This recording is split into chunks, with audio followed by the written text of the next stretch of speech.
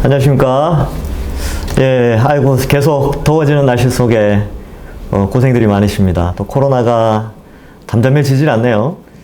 일할 때일수록 우리가 개인 생활 방역 수칙도 잘 지켜야 되겠지만 또 우리 개인의 신앙 생활도 좀 잘 지켜 나가야 합니다. 그래서 이제 비대면이지만 이 청년부 수련회를 이렇게 겸하여서 우리 또 전교인들, 모든 교인들도 이 특강을 들으면 좋지 않을까 이런 생각도 한번 해봅니다. 그래서 오늘 하는 내용은 이제 교회에 관한, 교회가 뭔가에 대해서 함께 좀 생각해보고 공부해보는 그런 시간을 가지겠습니다. 영상은 2개로 준비했습니다. 그래서 첫 번째 영상, 이건 첫 번째 영상이고요. 두 번째 영상도 꼭 보시기 바랍니다. 잠깐 기도하고 시작하겠습니다.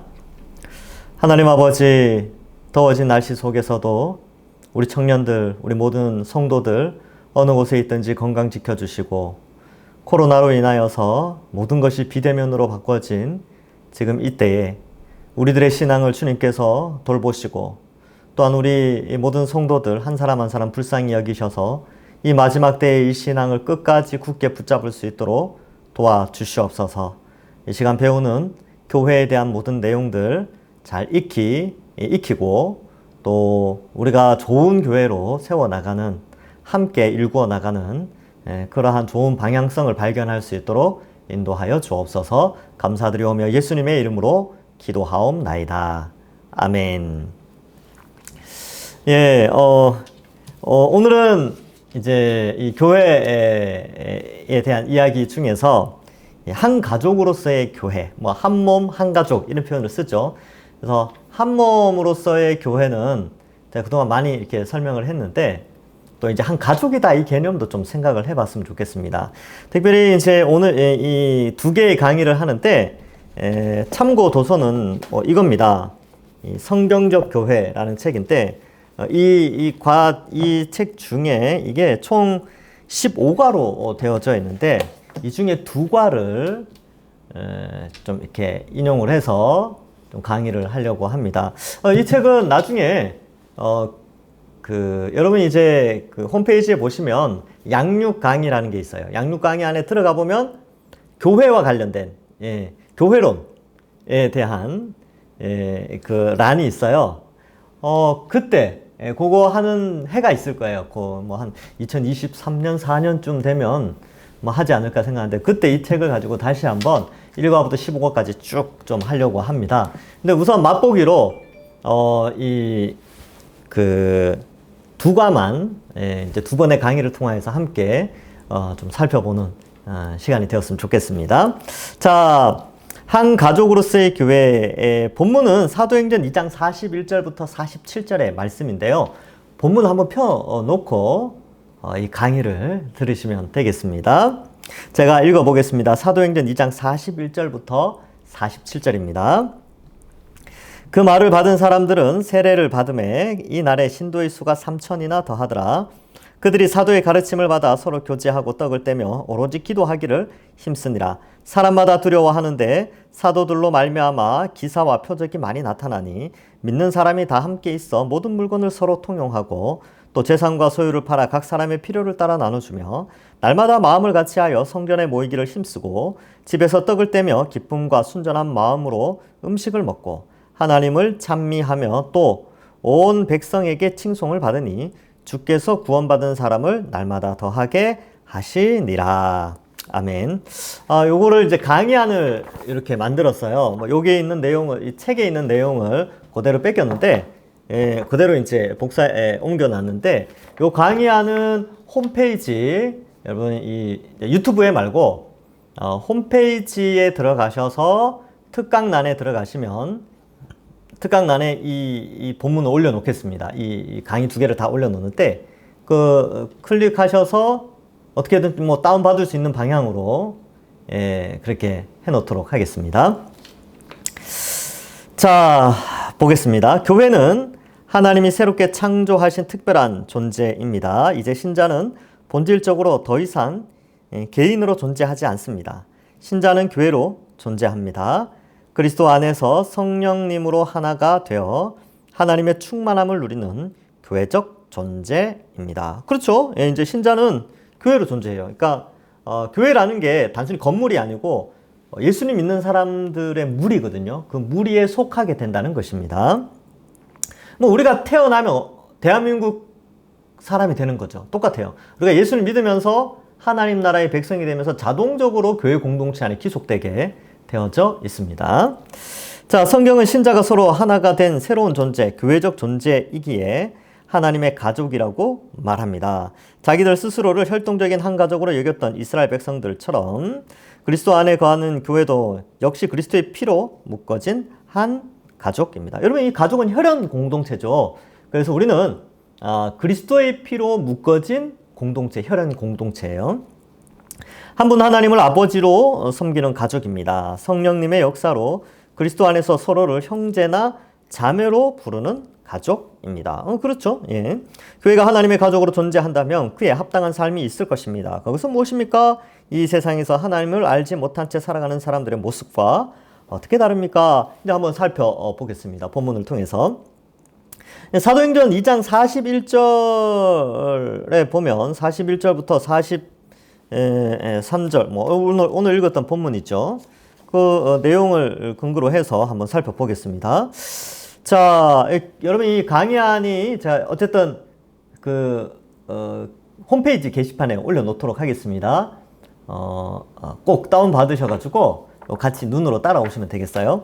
강의안에 보면 1번 이렇게 되어 있는데, 부활하시고 승천하신 예수 그리스도가 주님으로서 이 땅에 성령님을 보내셨습니다. 그리고 놀라운 일이 벌어졌습니다. 바로 이 세상에 한 번도 존재한 적 없는 초월적인 공동체인 교회가 탄생했습니다. 사도행전 2장 32절 33절에 보면 이 예수를 하나님이 살리신지라 우리가 다 이 일의 증인이로다. 하나님이 오른손으로 예수를 높이심에 그가 약속하신 성령을 아버지께 받아 너희가 보고 듣는 이것을 부어주셨느니라. 오순절날 성령 강림 사건 때 베드로의 설교 내용인데 사람들이 막 신기하게 보니까 예수님께서 이 성령 하나님을 보내주셨다 이렇게 설명하고 있습니다. 자, 다시 1번 볼까요? 그들은 교회로서 4가지 일에 힘썼는데 그중 첫 번째 일은 무엇입니까? 이 사도행전 2장 42절에 보면 이렇게 돼 있어요. 그들이 사도의 가르침을 받아 이렇게 돼 있죠. 그래서 첫 번째 일은 뭐냐면 사도의 가르침을 받았어요. 그러니까 교회는 사도들의 가르침을 받는 공동체입니다. 그러니까 오늘날은 사도가 없잖아요. 이 사도가 뭐냐 하면 예수님의 이 사역에 함께 동참했고 예수님의 부활을 목격한 사람들이 사도입니다. 근데 이제 오늘날은 없으니까 이 과거의 이 사도의 가르침을 어쨌든 교회 공동체는 받는데 오늘날은 이 사도의 가르침은 결국 성경이죠. 성경. 사도들이 쓴 교훈들이 다 성경으로 기록되어져 있습니다. 그리고 구약의 선지자들, 신약의 사도들에 의해서 성경책이 이제 집대성이 되었는데 2세기 때 우리는 교회 공동체의 첫 번째 가장 중요한 것은 가르침을 받는 거예요. 특별히 성경의 가르침을 받는 것이죠. 그래서 교회의 첫 번째는 말씀을 배우는 겁니다. 아주 중요하죠. 그래서 여러분 우리가 교인이라면 말씀을 배우는 자예요. 그리고 가르치는 자입니다. 이게 이제 말씀을 지키는 진리를 수호한다라는 의미가 있는데 진리 수호는요 가르치고 배우는 거예요. 그래서 우리 자신을 돌아볼 때에 나는 지금 배우려고 하고 있는가? 나는 말씀을 잘 배우려고 하고 있는가? 한번 자신을 돌아봐야 돼요. 말씀을 배우는 방법은 뭡니까? 첫 번째는 예배죠. 예배 때 설교 말씀을 잘 들어야 되고요. 두 번째로는 이제 소그룹을 좀 잘 해야 돼요. 우리 청년부 같은 경우는 이제 열매 모임이라고 하죠. 지금은 뭐 코로나 때문에 못하죠. 우리 어른들 같은 경우는 이제 구역 공과, 구역 모임에서 소그룹 성경 공부를 하는 거예요. 구역 모임의 목적은 첫 번째가 저거예요. 공부예요, 공부. 아시겠죠? 그 다음에 여러 가지 소그룹. 이제 우리 영유치부부터 유초등부, 중고등부, 청년부 이제 공과 시간이라는 게 있죠. 그죠? 소그룹 시간, 공과 시간이라 있는데 그게 다 배우기 위한 거예요. 예. 자, 그 다음에 양육을 받아야 되죠. 그래서 제가 계획하고 있는 양육 과정들이 있는데 이런 것들을 잘 참고하시고 또 배우는 일에 힘을 좀 내시길 바랍니다. 바쁜 시대에 쉽지 않겠지만 그래도 한번 해봅시다. 예. 자, 2번. 사도의 가르침을 받아 철저히 말씀의 공동체를 형성했던 교회는 그 외에도 세 가지 일에 힘썼습니다. 그것은 무엇이며 어떤 의미가 있는지 아래 설명을 읽고 답해 보십시오. 이렇게 되는데 여러분 일단 그 볼펜을 가지고 사도행전 2장 42절에 보여. 42절에 그들이 사도의 가르침을 받아. 이게 1번. 그다음 두 번째 2번이 뭐냐 하면 서로 교제하고. 여기 2번이에요. 번호 쓰세요. 이게 동그라미로. 예. 그다음에 떡을 떼며. 이거 3번. 그리고 4번이 오로지 기도하기를 힘씁니다. 요 네 가지 특징이 있어요. 말씀을 가르치고 배우고, 예, 그 다음에 어때요? 예, 서로 교제하고, 떡을 떼고, 예, 기도하죠. 자, 서로 교제하고의 의미는 이렇습니다. 여기서 교제, 코이노니아는 예수 그리스도를 믿음으로 중생한 자, 곧 성령님으로 말미암아 새 사람이 된 자들이 행하는 것이다. 새 사람이 된 사람들이 행하는 것이 코이노니아예요. 이 교제는 그리스도 안에서 한 몸, 한 가족이 된 자들이 나누는 교제이기에 이 세상에서 볼 수 없는 독특하고 특별한 것이다. 그렇죠. 여러분 이 세상 사람들과의 모임과 교회 공동체의 모임은 확연히 다릅니다. 확연히. 예. 세상 사람들 어떻게 모여요? 예. 다 자기 개발하고 자기 취미를 위해 자기를 즐겁게 하기 위해서 모이죠. 자기 이익을 위하여 모이는데 교회 공동체는 어떻게 모여요? 하나님 영광을 위해서 모이고 하나님을 알아가기 위해서 모이고 또 하나님의 백성으로서 가족으로 모이는 그런 아주 독특한 특징이 있다는 것이죠. 그래서 새 사람이 된 자들이 행하는 서로 교제함이죠. 그래서 이 교제하는 것은 자주 만나는 것을 의미하는데 그래서 여러분이 세상 사람들보다 교회 성도들 자주 만나야 돼요. 세상 사람들 자주 만나면 그 영향을 받습니다. 우리가 빛과 소금의 역할로 영향을 주면 좋겠는데 또 영향도 받아요. 그래서 교회 공동체와의 만남, 이 교제가 굉장히 중요하죠. 그래서 뭐 교회 안에서 무슨 교제를 한다, 뭐 교제를 위하여서 뭐 어디 친목회를 간다, 뭐 어디 그죠, 그런 거 하잖아요. 야유회를 간다. 적극적으로 동참하십시오. 뭐 교회 놀러 가냐? 예, 놀러도 가야 됩니다. 놀러도 가야 돼요. 왜냐면 여기 나와 있잖아요. 서로 교제하며. 예, 다른 사람들하고 놀러 가지 말고, 불신자들하고 섞여서 놀러 가지 말고, 교회 공동체끼리, 정말 놀고 싶으면 교회 공동체 사람들끼리, 구원받은 자들끼리 모여서 함께 교제하는 이게 더 중요하죠. 그래서 교제하면서 이 성도로서의 그런 정체성도 누리고 또 가족으로서 원래 그렇잖아요. 가족끼리 여행 가면 어떻습니까? 가족끼리의 정이 더 돈독해지지요. 똑같습니다. 교회 공동체도 같이 교제하면서 그런 거죠. 그러니까 앞으로 코로나 끝나면 뭐 야유회 간다. 아니면 정교인 수련회를 한다. 뭐 정교인 체육대회를 한다. 적극적으로 참여하십시오. 그게 이제 교회의 모습이라니까요. 예, 교회가 그렇게 돼 있어요. 예, 교제하며. 자, 그 다음 떡을 떼며 볼까요? 주로 성찬식을 의미한다. 46절에 보면 떡을 떼며와 음식을 먹고가 다 나오기에 공동 식사 중에 거행되는 성찬식으로 생각할 수 있다. 옛날에는 이제 성찬식을 했어요. 매주. 그래서 예수 그리스도의 십자가 또 그 보혈의 피를 기념하고 예수님의 십자가의 죽으심을 기념했습니다.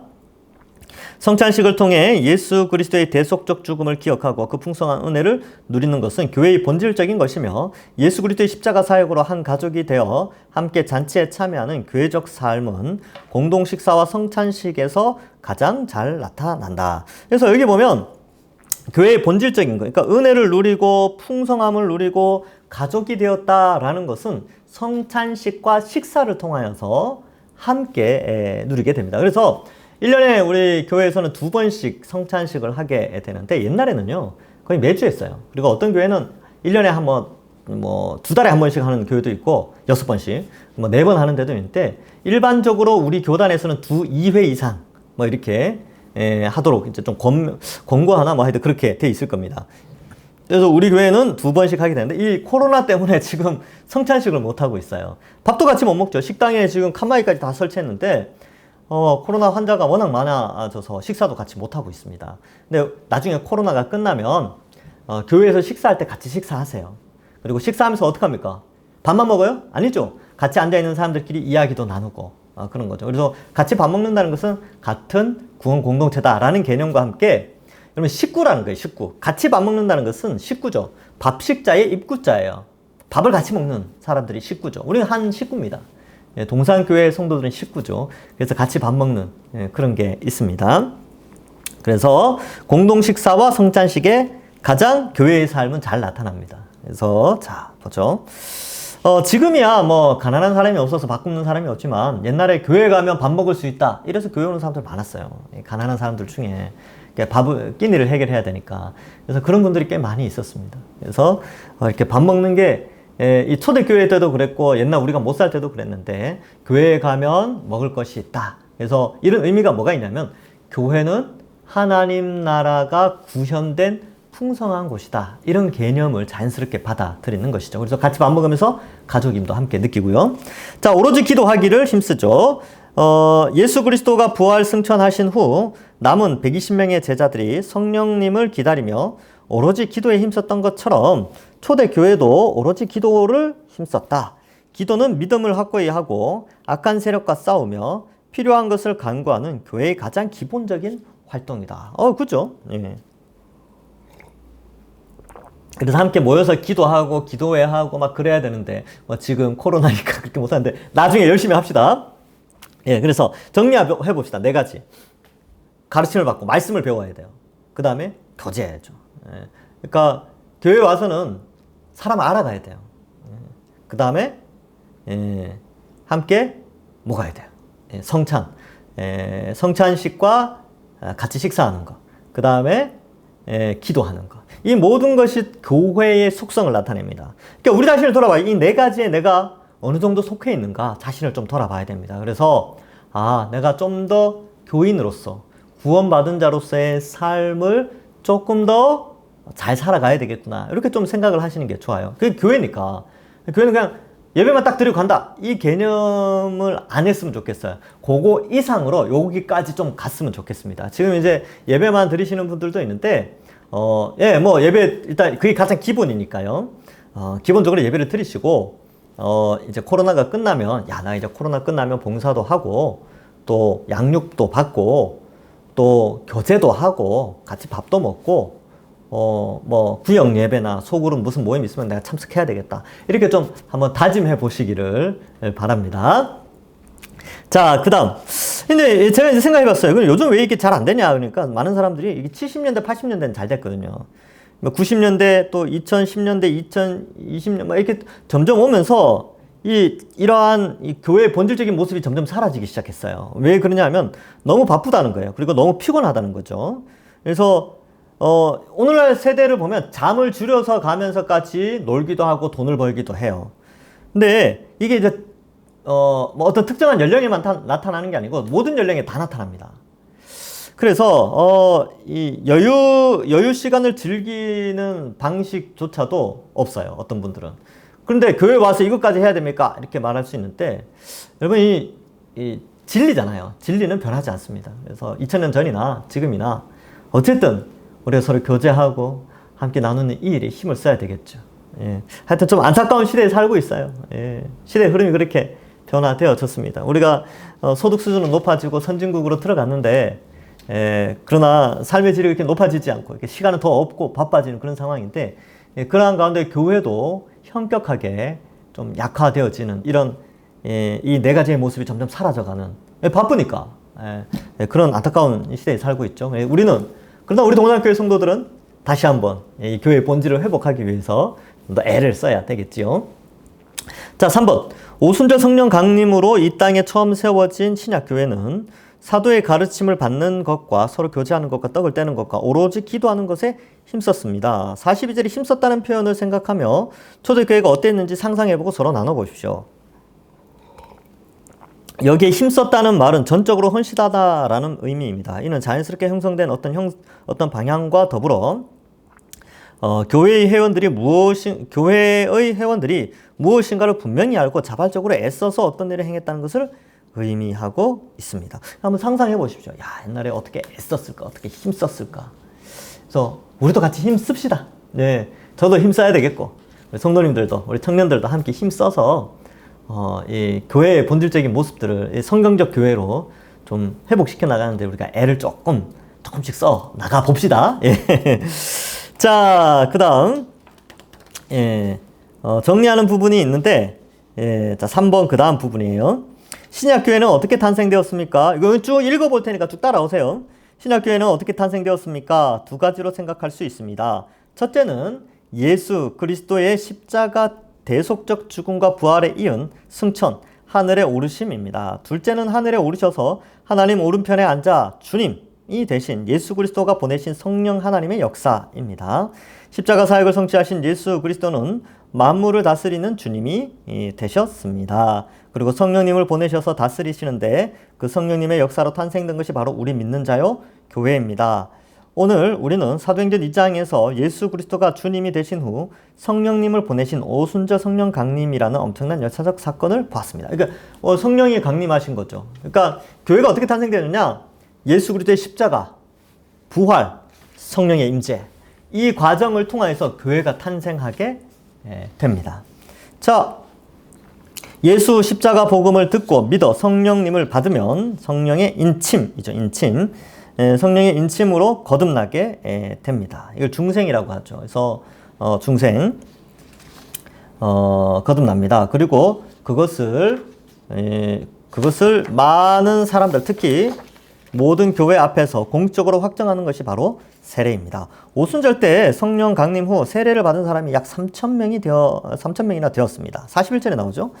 이 땅에 오신 성령님의 첫 번째 사역이어서인지 이때의 일은 부흥의 시기에 일어났던 놀라운 역사와 비슷합니다. 예수님의 부활 승천을 목격했던 120명의 제자들과 오순절 때 세례받은 3,000명으로 최초의 신약교회는 시작되었습니다. 이 최초의 교회는 처음부터 뚜렷한 특징을 가지고 있었는데 그것은 다음과 같은 것들입니다. 자, 이제 몇 개를 정리할 때 요거 이제 동그라미 같은 거 쳐놓으면 좋아요. 첫째로 동그라미. 첫째로 힘을 다해 사도들의 가르침을 받았습니다. 둘째로 힘을 다해 서로 교제했습니다. 셋째로 동그라미 치고 힘을 다해 떡을 뗐습니다. 마지막으로 힘을 다해 기도했습니다. 이 네 가지는 교회에 항상 있어야 할 본질적인 요소입니다.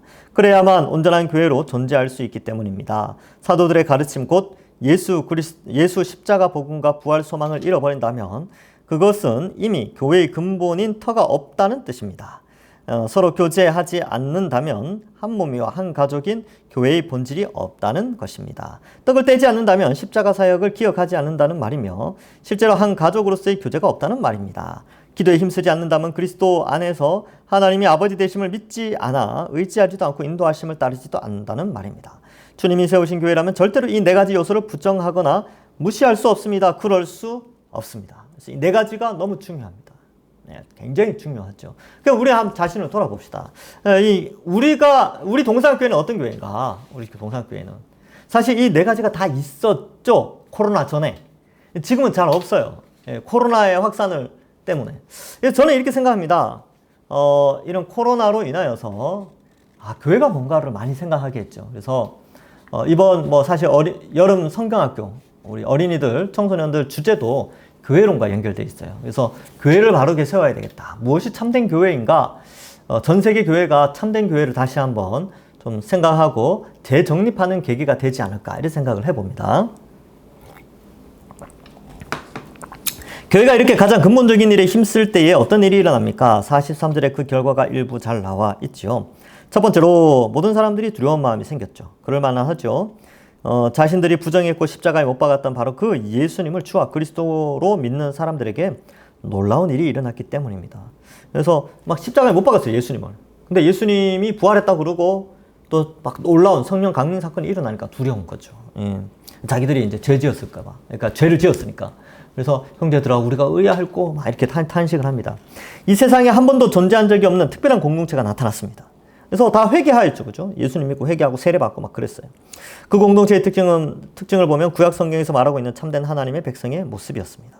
그러나 지금 도대체 무슨 일이 일어나고 있는가? 혹시 우리가 잘못된 것은 아닐까 하는 생각을 하지 않을 수 없었을 것입니다. 게다가 두 번째로 설명된 결과 그 두려운 마음을 더욱 크게 했을 것입니다. 사도들로 말미암아 기사와 표적이 많이 나타나니 하나님의 말씀과 예수 십자가 복음 사도의 가르침과 떡을 떼는 것에 전적으로 헌신하고 오로지 기도하기를 힘쓰며 서로 한 가족으로 교제하는 교회에는 이렇게 하나님의 능력이 많이 나타납니다. 말씀의 능력, 하나님의 능력, 주님의 능력이 교회 곳곳에 즉 함께 교제하며 가족으로 살아가는 성도들에게 그리고 교회의 이름으로 행하는 사역 위에 나타나게 되어 있습니다.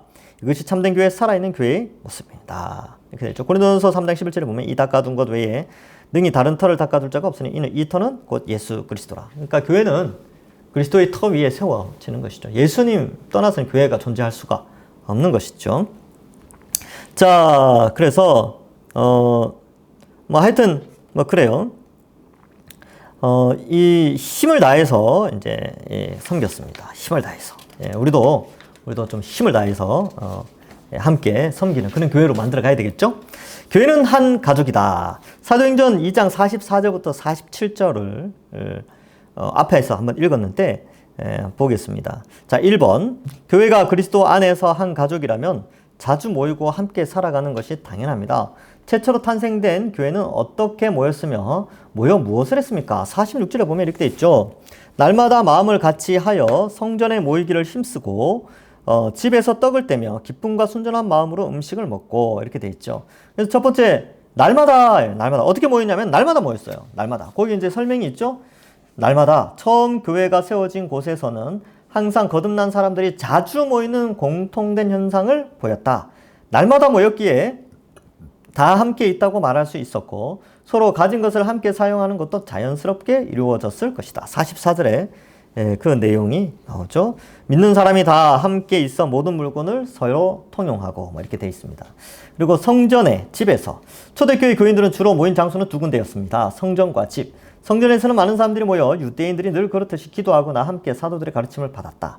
또한 여러 집으로 나뉘어 모여서 혹은 집마다 돌아가면서 성찬식을 거행했고 떡을 떼며 기쁨과 순수한 마음으로 공동 식사를 했다.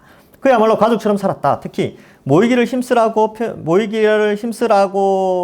힘쓰고 라는 표현을 통해 이제 42절에 교제에 힘썼다 한과 연결되죠. 초대교회는 처음부터 자주 모여 교제하는 것을 중요시 여겼음을 알 수 있다. 그렇죠? 그래서 뭐 모이기를 피하는 어떤 사람들과 같이 하지 않는 것이죠. 자, 그래서 한번 봅시다. 여기 질문이 뭐였냐면 최초로 탄생된 교회는 어떻게 모였으며 모여서 무엇을 하였습니까? 이렇게 되어져 있었죠. 첫 번째 질문이. 그러면 이제 답을 해야 되겠죠. 어떻게 모였냐면 다 함께 모였어요. 다 함께. 그리고 뭐 어떻게 모여서 무엇을 했습니까? 이렇게 했는데 다 함께 있었고 물건을 서로 통용했죠. 물건을 통용했고 뭐 서로 나눠주고 날마다 모였고 성전과 집에서 교육하고 교제하고 예배하고 같이 밥 먹고 막 그랬습니다. 뭐 그런 내용을 쓰시면 될 것 같아요. 자, 2번. 교회가 한 가족이라면 가진 것을 함께 사용하고 필요에 따라 나누는 것은 당연합니다. 최초로 탄생된 교회에서 각자의 소유를 어떻게 나누었습니까? 뭐 어떻게 나누긴요? 뭐 44절에 어떻게 돼 있어요? 44절에 어떻게 나누냐 하면 물건을 서로 통용했죠. 그리고 재산과 소유를 팔아 각 사람이 필요를 따라 나눠줬어요. 필요를 따라. 그래서 필요한 만큼 이렇게 나눠주는 것이죠. 예. 근데 이제 뭐 전 재산을 다 내놓은 건 아니고요. 이렇게 어쨌든 같이 공유하면서 없는 사람들을 도와주는 그런 거예요. 자, 이 교회를 보면 어떤 현상이 있냐면 가난한 자가 교회에 왔을 때에 부족함을 못 느끼게 돼요. 왜냐하면 필요한 것들을 채워주니까. 그러니까 교회 공동체는 하나님 나라의 풍성함 있잖아요. 하나님 나라에서는 부족이 없죠. 하나님 나라의 영원한 하나님 나라의 그 풍성함을 교회에서 미리 조금 맛볼 수 있는 거예요. 왜? 교회 오면 필요가 채워지니까. 예. 그래서 서로 물건을 나누고 통용하고 막 그렇게 살게 되니까 이 교회 공동체는 하나님 나라를 조금 맛보는 그런 공동체가 되는 것이죠. 그래서 교회에 오늘날에도 똑같습니다. 오늘날에도 막 구제 헌금하고 우리 구제금을 교회 성도들 가운데 이제 필요에 따라서 이렇게 필요하신 분들에게 조금씩 나눠드리고 있거든요. 그런 것들은 이 교회가 당연히 해야 되는 것이고 또 구제하는 일에 힘을 써야 되는 이유 중에 하나죠. 이건 초대교회부터 있어왔고 교회의 어떤 특징 중에 하나입니다. 그래서 이렇게 서로 나눠주는 것이죠. 그래서 많이 가졌으면 뭐 또 많이 이렇게 나눠주시고 또 없으면 교회에 이건 필요합니다. 이렇게 말할 수도 있어야 돼요. 정말 필요하다면. 근데 이제 오늘날 우리가 또 선진국에 살다 보니까 국가 제도가 좀 잘 돼 있습니다. 그래서 가난한 자들에게 기본적인 소득들을 조금씩 이제 노인연금 같은 거 이런 거 이제 나라에서 조금씩 나오는 게 있죠. 기초적으로 나오는 뭐 그런 것들도 있습니다. 참 감사한 일이죠. 근데 또 그 교회도 그런 일에 신경을 써야 돼요. 신경 써야 됩니다.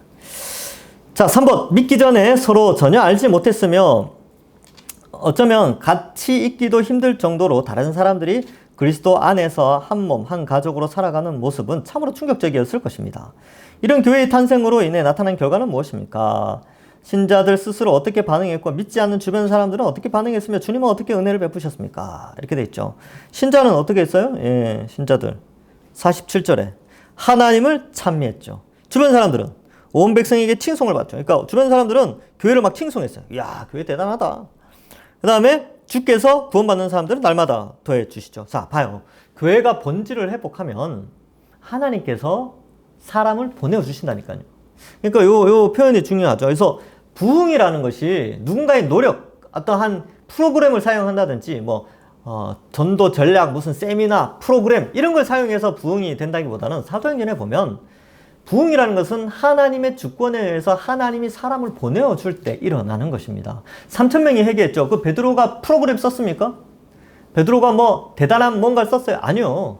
메시지 전하고 서로 교제하고 이런 걸 통해 가지고 3,000명이나 회개한 거죠. 그 3,000명의 회개 속에는 메시지가 있었죠. 메시지.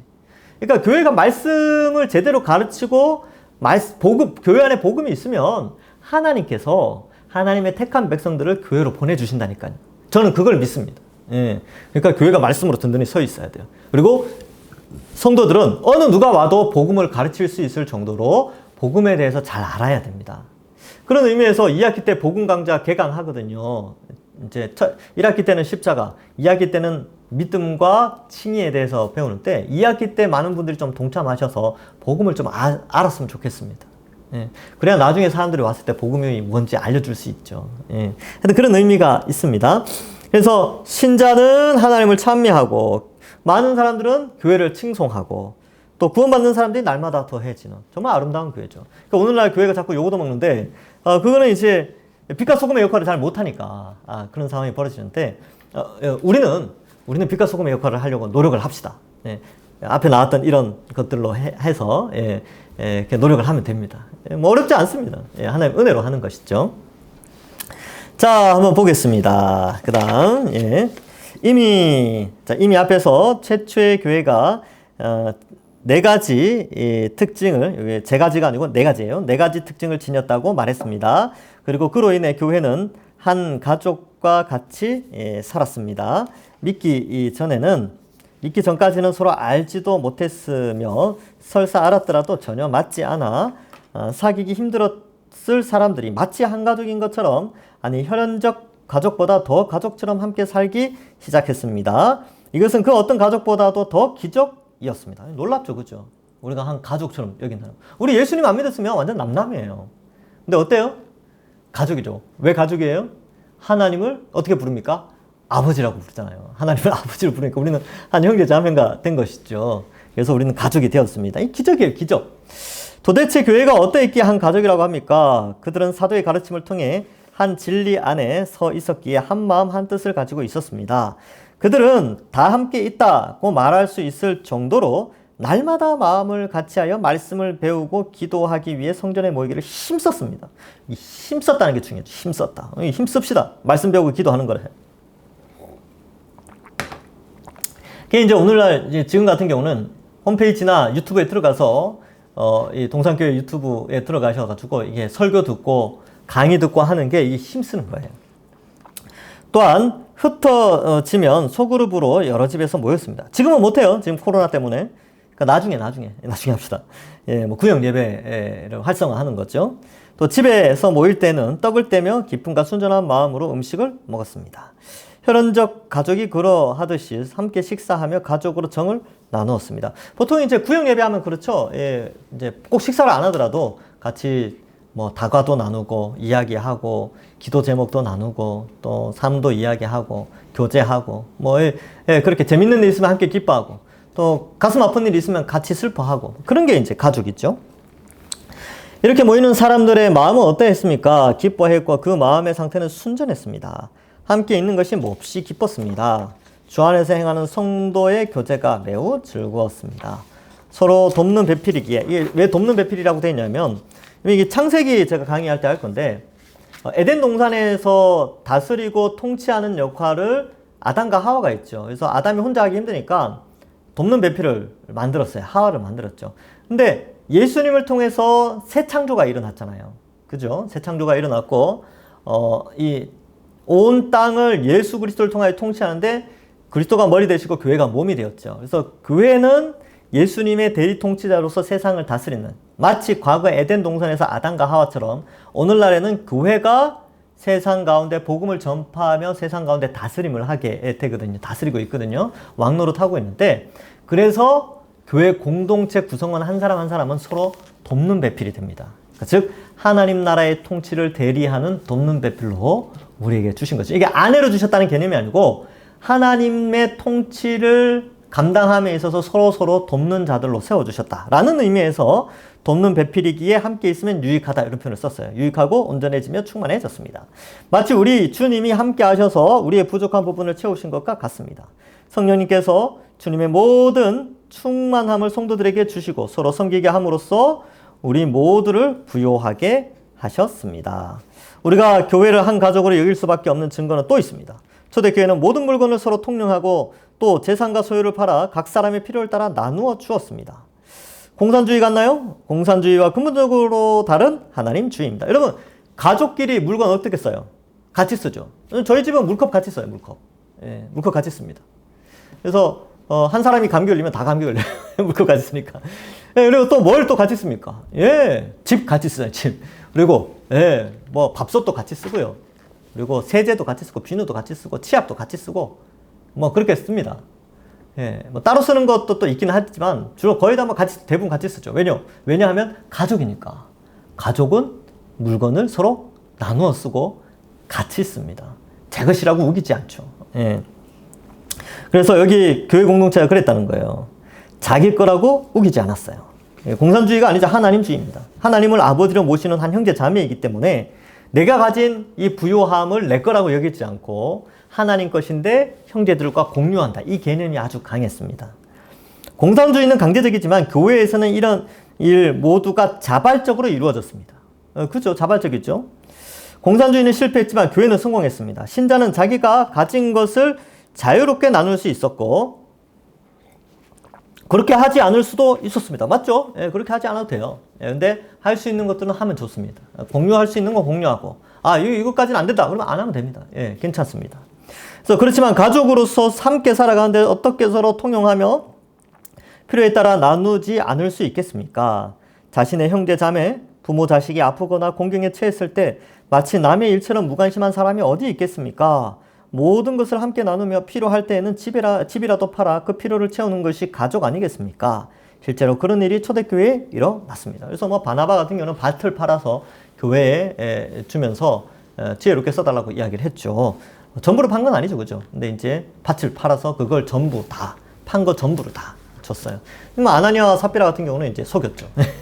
하여튼 지금은 그렇습니다. 어쨌든 우리가 생각해 볼 때, 예, 이게 가족이니까 공유하는 거구나. 우리는 한 가족이니까. 그런 개념이 좀 필요합니다. 그래서, 아끼지 않았으면 좋겠습니다. 예, 교회 공동체를 위해서 아끼지 않는 거죠. 예, 지혜롭게, 그렇게 쓰는 겁니다. 어떤 분들은 초대교회의 모습이 그때에만 가능한 일이고, 이제는 불가능하다고 주장합니다. 그동안 이 부분에 대한 설교나 설명을 들을 때마다 이것은 현실적으로 불가능하다는 인상을 받아왔습니다. 지금 여러분들도 그렇게 생각할 수 있어요. 지금 이 시대에 이런 교회를 이루고자 주장하는 것은 현실성이 없다고 말합니다. 정말 그렇습니까? 더 이상 이런 교회를 이루는 것이 불가능합니까? 절대로 그렇지 않습니다. 교회라면 모두 이런 식의 특징과 모습을 지녀야 합니다. 물론 똑같지 않겠지요. 그러나 본질적으로 동일해야 합니다. 하나님은 섭리 가운데 이 초대교회의 모습을 성경에 기록해 놓으셨습니다. 그래서 여러분, 교회 안에서 누군가가 도움이 필요하거나 이런 게 있을 때 성도들이 무관심하게 지나면 안 됩니다. 같이 기도하고 또 같이 공유하고 그렇게 해야 돼요. 그리고 교회는 이 구제하는 일에 힘을 써야 되죠. 그래서 1년 예산을 잡을 때 구제라는 예산을 잡아놔요. 그래서 그걸 통해서 구제하는 일에 힘을 씁니다.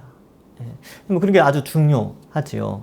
자, 그래서 현실적이지 않지 않습니다. 그리고 또 어떻습니까? 저희 동성교회 와보니까 그래요. 좋은 일 있으니까 축하한다고 뭐 이렇게 하고, 또 슬픈 일 있으니까 또 위로한다고 또 이렇게 뭔가 이렇게 성의를 표시하고, 이런 것들도 어쩌면 가족이니까 이게 가능한 거예요. 가족끼리니까. 예, 그리고 같이 기도하잖아요. 함께 기도하고 새벽에 나가서 누가 아픕니다. 함께 기도합시다. 그래서 이제 새벽 예배 인도하면 환우들을 위해서 기도하거든요. 어느 분이 아픈데 우리 기도합시다. 왜 그렇게 기도하냐면 가족이니까. 가족끼리 기도하잖아요. 아픈데 마음이 아픈 거죠. 예, 같이 기도하고 그렇게 하는 겁니다. 그리고 좋은 일이 있으면 또 축하해 주는 거죠. 예, 좋은 일 있을 때 배 아파하지 마세요. 예, 가족이 잘 되는데 누가 배 아파합니까? 여러분 생각해봐요. 내 동생이나 형이나 누나나 뭐 이렇게 누가 언니나 사업이 잘 돼요. 그럼 어떠세요? 기쁩니까? 안 기쁩니까? 기쁘죠. 기쁘다니까요. 예, 그게 가족이니까. 남이 잘 되면 축하해주고, 예, 축복해 주십시오. 우린 가족이니까. 슬픈 일 당하면, 예, 같이 아파하고 그런 거죠. 그게 가족입니다. 자, 예. 자, 참된 현실은 성경에서 말하는 교회입니다. 우리는 쪼그라드는 교회라는 거짓 현실에 속고 있을지 모릅니다. 이런 교회의 모습은 주위 사람들을 놀라게 하고 칭찬하게 합니다. 그렇죠. 오늘날 주변 사람들이 왜 칭송을 안 하냐면 교회가 교회다운 모습을 안 보이니까. 그러니까 세상 공동체나 교회 공동체나 똑같으니까 예, 똑같이 생각하는 거예요. 예. 근데 이제 교회가 아주 독특한 현상. 그러니까 이 시대의 세속적 가치관을 초월해서 존재할 때에 세상 사람들은 두려워하고 칭찬하게 됩니다. 교회의 초월적인 모습을 보며 그것이 진리임을 인정하지 않을 수 없으니 어찌 두렵지 않겠습니까? 더 나아가 그들이 꿈꿔왔던 천국 같은 세상이 교회로 나타났으니 어찌 칭송하지 않을 수 있겠습니까? 또한 날마다 교회에 모이고 함께 기쁨으로 살아가니 주께서 구원받은 사람을 날마다 더하십니다. 교회는 그 자체로 기적이요 능력이며 천국이요 주님의 기쁨입니다. 그래서 천국을 미리 맛보는 것이 교회예요. 네, 교회입니다. 가정과 교회인데 교회에서 천국을 맛볼 수 있어요. 네, 서로 막 이렇게 격려하고 말씀 듣고 은혜 받고 하는 거죠. 묵상과 적용 1, 2, 3번이 있는데 꼭 읽어보십시오. 예, 꼭 읽어보시기 바랍니다. 자, 오늘은 여기까지 한가족으로서의 교회 강의 여기서 마치도록 하겠습니다. 잠깐 기도하겠습니다. 하나님 감사합니다. 오늘 말씀을 통하여서 교회가 하나님의 말씀을 배우고 서로 교제하며 성찬을 통하여 그리스도를 기억하고 또 함께 모여 기도하며 또한 서로 한 가족이기에 서로 공유하고 위하여 기도하고 기쁨을 나누는 공동체임을 배웠습니다. 하나님을 아버지로 고백하는 한 형제 자매이기에 이런 아름다운 교회 공동체의 모습을 우리 동산교회도 더욱더 지금껏 잘 해왔지만 더욱더 발전하여 아름다운 교회로 성장해 나갈 수 있도록 축복하여 주옵소서. 그리하여 이 지역 주변 사람들에게 칭송받고 하나님께서 구원의 통로로 우리 동산교회를 사용하여 주옵소서. 감사드리오며 예수님의 이름으로 기도하옵나이다. 아멘. 감사합니다. 수고하셨습니다.